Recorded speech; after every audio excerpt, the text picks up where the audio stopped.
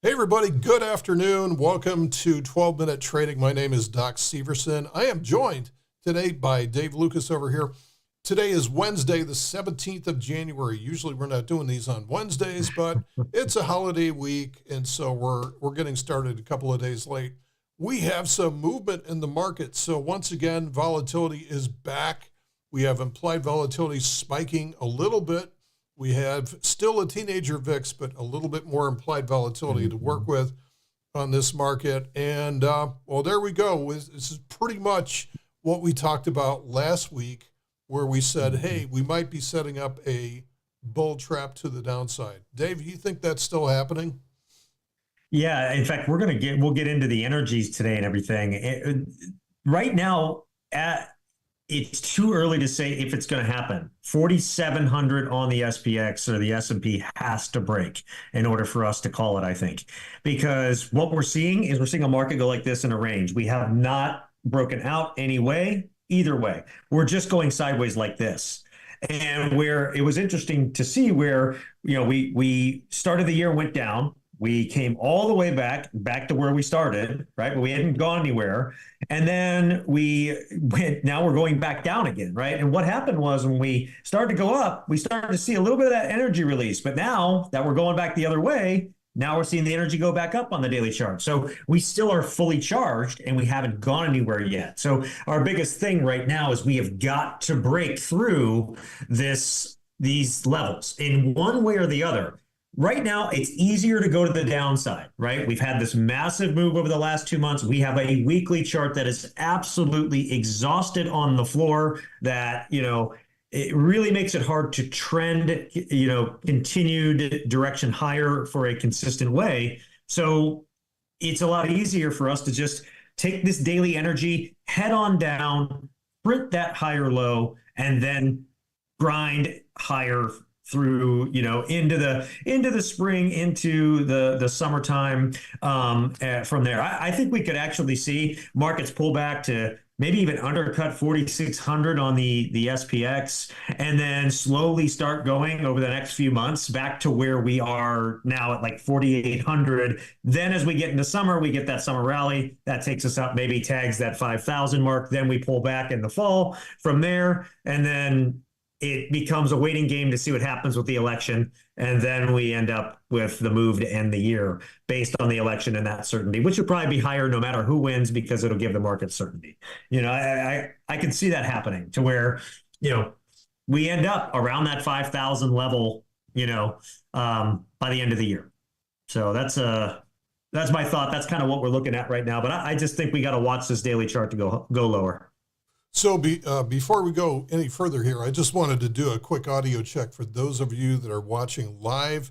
Are the audio levels okay? Because sometimes we have a little bit of out of balance between Dave and myself. So let me know if there's anything there. Yeah, type in the chat box. Also, type in the chat box. Also, if you guys have any questions, those of you that are watching live here today, if you have any questions, let us know. If you're watching this on a replay and if you want your question to be included next week, go ahead and shoot us an email at support@12minutetrading.com. Okay, so we got a couple of responses back that were sounding good, so we're going to proceed. Hey, while we're on it, one really important announcement too, we'll do this early on to get it out of the way so that you guys know, is next week, so the 25th, Thursday, we are doing our annual year in review event. This is when we go back through the previous year.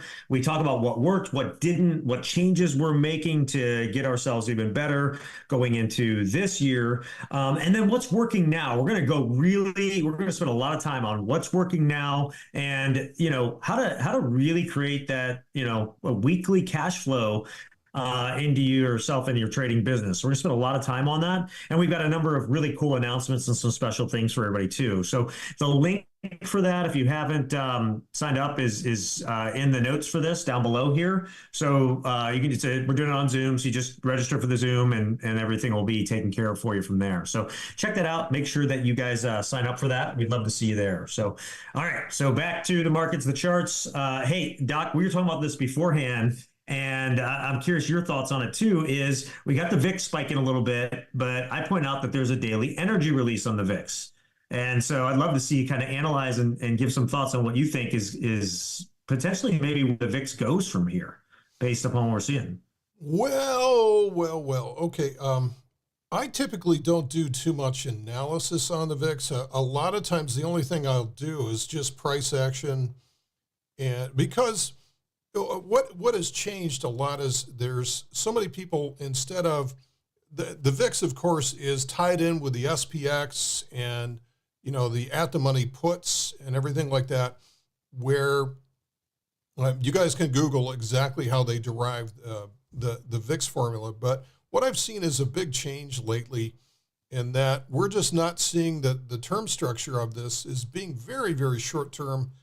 And a lot of the hedging is actually occurring through zero DTE. And this is why we have so much volume from that. But I think what Dave's talking about here is if we look at things like this, where we have we can still look at energy with this. We can still look at, exhaustion. We can still look at, heavy energy. And when we have heavy energy, this is where range contraction like this usually implies that we're going to get some type of a move, like similar to what we had here. This is just walking sideways here. Range contraction usually leads to range expansion.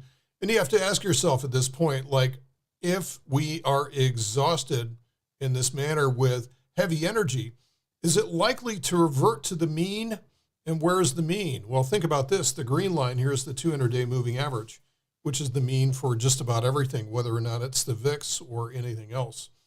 But what Dave was also talking about here on just the cash index, the SPX, this is the main impediment right now. This is probably the most important signal that we have, is the weekly chart. After a 700-point move off of the bottom, you can't go forever. It's like summiting Everest in one day, right? You're going to hang out at the first base camp here. If you literally sprinted up to the first base camp, you're probably going to spend a week there. And we're going to be here, in this case, probably for several weeks in this range. Now, one of the things that we talk about is the very slowest way that you can consolidate and get this energy back up again for the next trend is to walk sideways. That's the slowest way to do it. The fastest way to do it is to actually have the price come back from whence it came. So if the price goes back like this, we're going to see the energy shoot straight up again.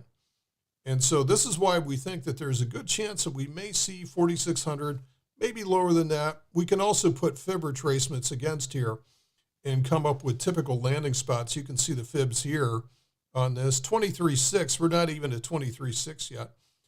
And the 38.2 is about 45.31. So that could be a very attractive landing spot.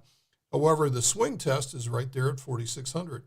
That tends to be a first landing spot. What we might see is something like this. The price bops down. Here, let's clean this up for a second. The price comes down. Again, we're not in the business of like predicting the future, but this might happen, something like this. The price comes down to maybe somewhere around 4,600, sets up and bounces, and once again sets the hook with another larger time frame bull trap. And then this is where we get our final pullback. And notice how there's a volume profile. There's a lot of activity right in that area. So to me, 45.50, as well as being in confluence with the 38.2, this would be a great place for this to land. Now, if and when this happens, what you're going to find is you're going to have a lot of people that are out there going, oh no, I did it again. This is a terrible market. I quit. And they're going to pull away from the market, and they're going to go, we typically see it from, people that just stop showing up to trading rooms and stop reading the newsletters and stop interacting with us, because this is where typically they all jump on board. And all of a sudden they get all sad when the price comes down. This is when we do the exact opposite. We are more like this, aggressive. Yeah, we're more like, oh, here we go. This is the good stuff here, because this is where implied volatility shoots up. This is where we get the best reward to risk. We're going to be doing things like what I call a modified lawn synthetic, and maybe I'll talk about that in next week's session. But this is where we get almost a riskless long trade setup, and I love those. And people love those because it's like, when was the last time you entered a long trade with zero risk in it? Well, there's never zero risk, but the risk is basically what happens is we set up a trade with a very wide flat spot here. So we have plenty of room for upside movement and that. But if the price doesn't go anywhere, we don't lose any money in the middle, which is a great thing to do. So I'll talk about that maybe next week with the modified long synthetic. People love those, but this is the time to put it on if the price gets down to there. So, well, the other thing, Doc, too, if you can pull it up, I think is worth noting, because we mentioned this last week as a kind of a potential red flag, to watch, is the Russell. And the Russell definitely is hitting some of those fib retracements. It has absolutely led the way down comparatively to these other charts. They have not even come close to catching up yet. Yeah, and notice what's going on here. This is a change in polarity. So you had the Russell making higher highs and higher lows on the daily chart, actually leading the market higher, right? Mm-hmm. So it was leading the market higher, but when you see something like this, you see it coming down to a higher low. That's all good, but the aborted bounce here creates a lower high, and actually this creates a change in polarity to a downtrend. Now, on the weekly chart, all you're seeing is just a pullback. That's fine. So for this to truly change polarity into like, okay, this is really, really bad, what we'd have to see is the same thing happening on the weekly chart, because rule number 2 says that reversals start from the inside out and then they propagate higher in time frame. So the same thing would happen here on a fractal basis, maybe a failed attempt to bounce up to 2,000 and then it unfurls. Now, we're not suggesting that. So far, this is just a strong pullback to a 38.2. Mm-hmm. But what we're saying is watch out for any bounce from here, especially if it fails at 2,000. It had a tough time getting through 2,000 on the first time through. It's had a tough time getting through 2,000 for the last year and a half. So, yeah, Dave. Look at that range on the weekly chart. Yeah, that's just incredible. That has gone nowhere for over a year. I mean, almost 2 years at this point. Yeah. Now, ultimately, this should resolve to the upside, especially with dollar devaluation. Eventually, we're going to be, this has no choice. It will eventually go to the upside. But we've been saying that about gold forever, right? So how long have we been saying that for gold? Like, whoa, inflation, gold. And this has set up this, the world's largest cup with handle pattern. And everybody keeps looking for this thing to break out above. On GLD, it's 200. On gold futures, it's 2,000.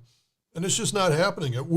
It's got to be the most shy index I've ever seen, because when everybody is expecting something to happen, it will do the opposite. All right. So any questions out there? Anything else you guys want to bring up for today? Please let us know. So Dave, what's working in your world? What kind of strategies are working for you right now?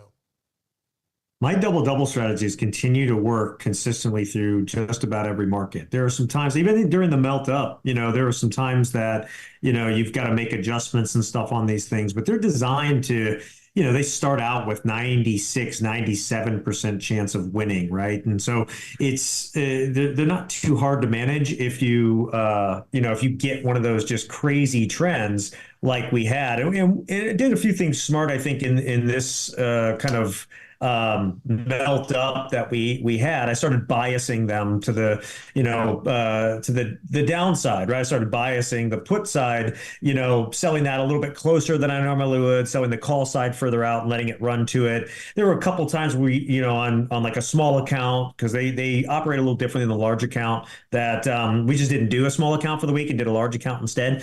But this type of market environment that we're in, the sideways choppy market where we get some spikes in volatility, is when we have an exhausted weekly chart, wonderful time for those type of trades. They perform really well. You get really great fills. I mean, like large accounts I do typically on the NDX, and I'm getting almost 2,000 points out of the money on either side for 4 weeks, right? And so it's a these what's that? double Yeah. trades. These are basically iron condors. And what makes them different? Is there anything different about them that you set up Well, specifically? yeah, I've got the specific entry criteria that we got. We've got some great tools that we've created, like in our mastermind, that help me know exactly what the chance of winning per side is, so I can bias the trade to have the best winning, percentage possible and get the necessary credit. They're not greedy trades, too. I mean, the goal with these is to make a 4% return on risk on your money every single week, cranking that wheel, right? So it's just designed to just create that consistent cash flow with very minimal or, almost no effort, right? And so that's the nice thing about them. Well, we've got very specific rules around them. We dialed them in over a number of years to get things really, really right, and that's what makes them work so well, And it's it's a nice trade to have no matter what is really happening in the market, because 99% of the time it works out, and even when it doesn't, you can make some adjustments or just exit for a break even or a small loss if you had to. It's kind of like your campaign trades. Even when it doesn't work out, you can just reset the trade and it pretty much covers its cost, and you just start over again. Same type of thing. Yeah, it's all about not having to be right, which is that's kind Yeah. of that's the thing that attracted me to options trading some 20 years ago, and that's so we have a question coming in from Zero. So the first one he's looking at is Tesla. So what do I see with Tesla? So again, this is where it's helpful to kind of zoom out and see what's going on here. This is just an enormous triangle pattern. So range expansion, The sideways one too, is going to range contraction. So it's working into the apex quite tightly here, and there's not a whole lot of room. So what we're looking at is, you can see that this has just been a nonlinear heavy energy, and we have a lot of energy at the weekly chart as well too. There's no trend. And then looking at the daily chart, so again, this is where we use multiple time frames, because what I'm seeing here is on the daily chart, we do have exhaustion to the downside. So this might lead this to head higher, but watch the trend lines here. The trend lines are quite beware. Yeah, beware the weekly chart energy, because it that's going to control over top of the daily, and a sideways triangle like that, it can break either way. I've seen some people predicting Tesla down at 120, 140 again, because they're having to drop prices all over the world. They just dropped in Europe and China again to compete. Used Teslas are selling for pennies on the dollar compared to what they used to sell for. So, and you've got companies like VinFast coming out with $20,000 EVs to rival the Model 3. So, I think Tesla's, and then you just had Elon Musk come out and say he doesn't want to innovate as much or do as much if he doesn't own 25% of the company, right? So there's some headwinds for Tesla as a whole, I think, as we get into the next year. Plus, there is a big movement away from EVs. They're not selling at the level that they were before. So technically, technically, what we're seeing here is that this is actually a descending triangle, because the lows are equal right around 200, and then we're seeing a series of lower highs. And so just from a technical perspective, what we're seeing here is the potential for this move, which is about a 100-point move, to actually break this to the downside. So that's where I think they're getting that target of about 125. Yeah. So yeah, I think Dave, that would be a bargain if you could get it there. Yeah, I think Dave is on the money there with this is just a great big consolidation pattern. There's a ton of energy, but right now, if you pay attention to the kind of the between the lines here, if you will, if this does break the lower trend line, we could have a very rapid move. And it could be based on earnings. We have earnings coming up this week, I think.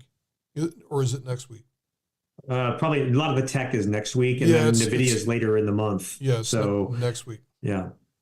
I think it'll go with the overall market too. So if the overall market does go lower, like we spoke about earlier, this will go along with it, just because it's so widely held, like in the S&P and stuff and all that now. So that's another thing to watch. I would let it reveal itself, especially from that weekly chart. Just like back in, October, November, where we're like, okay, big move coming.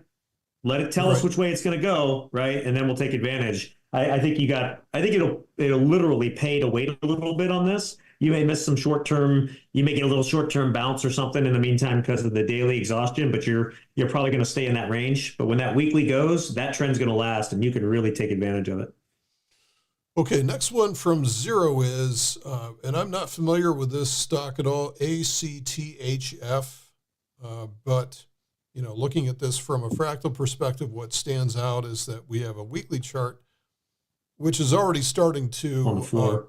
It's already on the floor, and it's already starting to move into some type of range contraction.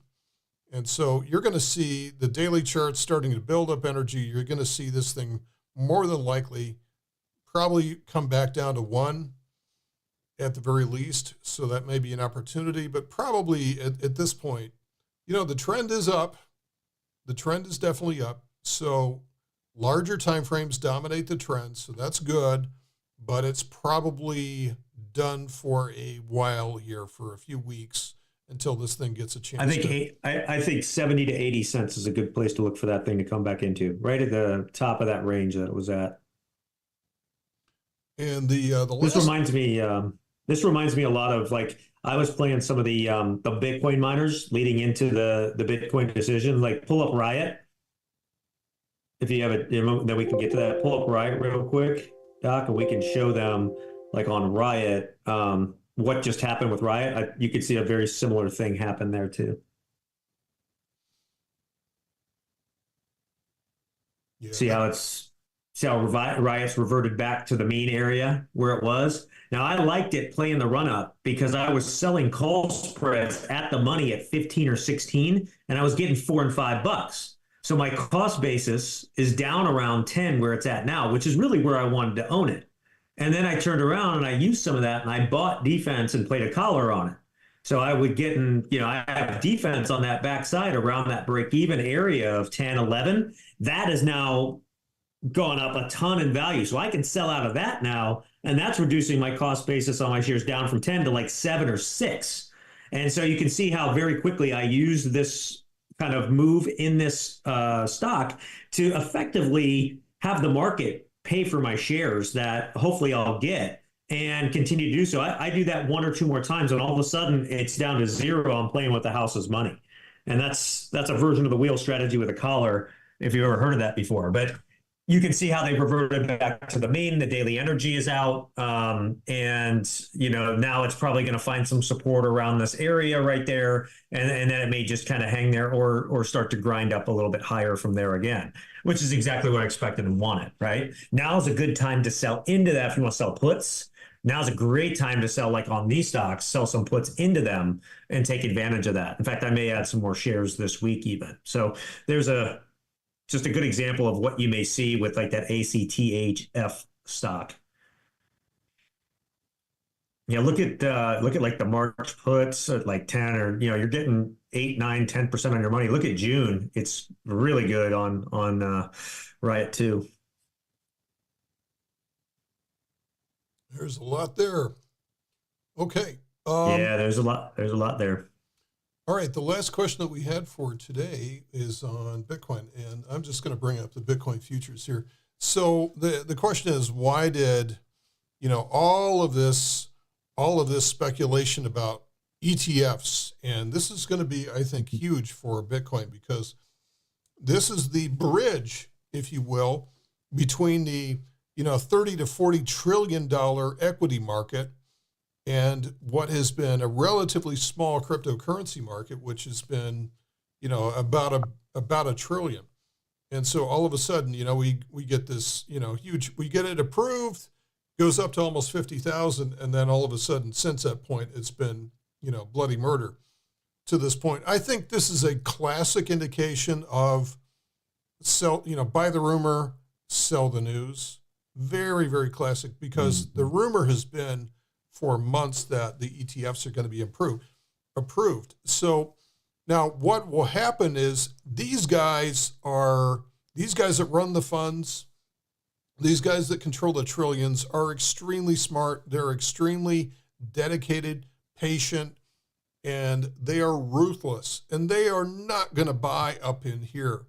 They're not going to buy it at 4,800 or 48,000 in this case. They're going to wait until they can get something down here in the 30s. They're going to wait until they get value. This is where they typically use the anchored VWAP to determine what is considered to be value. And so they will wait for that value before they start to get involved. Now, what I'm looking for specifically, so there's a couple of ETFs that I'm looking for right now, one of which is ARK. And unfortunately, ARK has no options. And let's see, is it IHIT?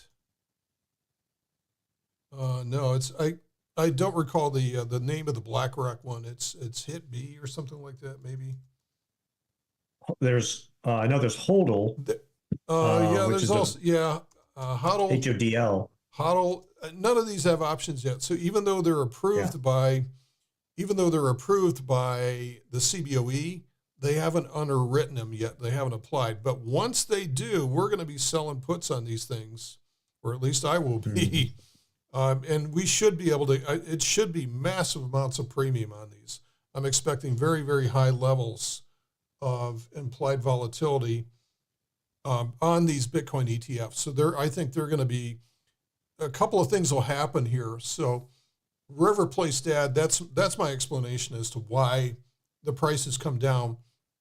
And I think we're going to see some volatility, but this will more than likely flatten out some of the volatility, some of the instability that's been native to Bitcoin in the past. Because all of a sudden it's got this huge anchor on it called the U.S. equity system, which is going to be, people are going to defend their positions and everything like that. So it's going to be a really, really interesting year for things like this. This is a groundbreaking year where all of a sudden digital currencies, and to some degree, by them doing this allows crypto to keep the momentum going versus having the central bank digital currencies, right? Which is not something that we really want right now. I think it's going to trade. I think it's going to trade similar to like what you see the NASDAQ trade. I think you're going to see it. If the market is heading down because of this, now that you have all these institutions that are in it, you're going to have people buying and selling in and out and stuff more. So I think you're right in that it's going to actually smooth things out, but it's going to treat it. It's going to act more like a stock in some ways. Or an index than it has in the past. Right. Obviously, there's still a significant amount of holders outside of the system, right? But still having, the amount of money that's flowing into these things that will have an impact like that. So it's good and bad, right? I think you're right, though. There's going to be some tremendous premium to sell on these things. And for me, I think Bitcoin will continue higher. I think it has an upward bias just by the nature of how it's designed. So, if you can sell puts and use the wheel strategy and get in and just ride it, continue to ride it up, I think that's a good smart play as part of a portfolio. And I think it adds access to all these pension funds and mutual funds that are out there that want some exposure to the number one performing asset over the past 10 years, right? Which is Bitcoin. People don't know that Bitcoin is the number one performing asset by far for the last 10 years. But what people do not want to deal with is the nature of digital currencies, because unless you played around with this, right, you can actually send money off into outer space and you'll never see it again. There's so many stories of people that, mistyped a number or, did a copy paste and forgot to add the whole address. And it's off, right, and it's gone, and there's no bank that you can call and say, hey, could you reverse that transaction? You're SOL. Nope. It's, so it's for a lot of people, they want access to Bitcoin price discovery, but they want it in terms of shares that they can manage and secure in their own account. And this has been the missing link for many, many years now. So, oh yeah. Well, guys, we're at the top of the hour, and we've gone through everything that you've thrown at us so far today, and so we're going to get back to our trading. So thanks everybody for joining us here today, and don't forget to check out what Dave talked about earlier with the year-end review, which is next week, next Thursday. So look in the more info section on the YouTube video here for a way to sign up, or just let us know if you can't find it. Shoot us an email and we'll take care of it for you. So thanks everybody. And we'll be back here we'll be back here next Monday as usual. So we'll see you on Monday, and we'll get into all this fun stuff again. We'll see where we're at. We'll see where we finish the week. Be interested to see how we finish today even. So just watch the close, and we'll see you the next week, and happy trading. All right. Adios amigos. Thanks for joining us today. Bye now.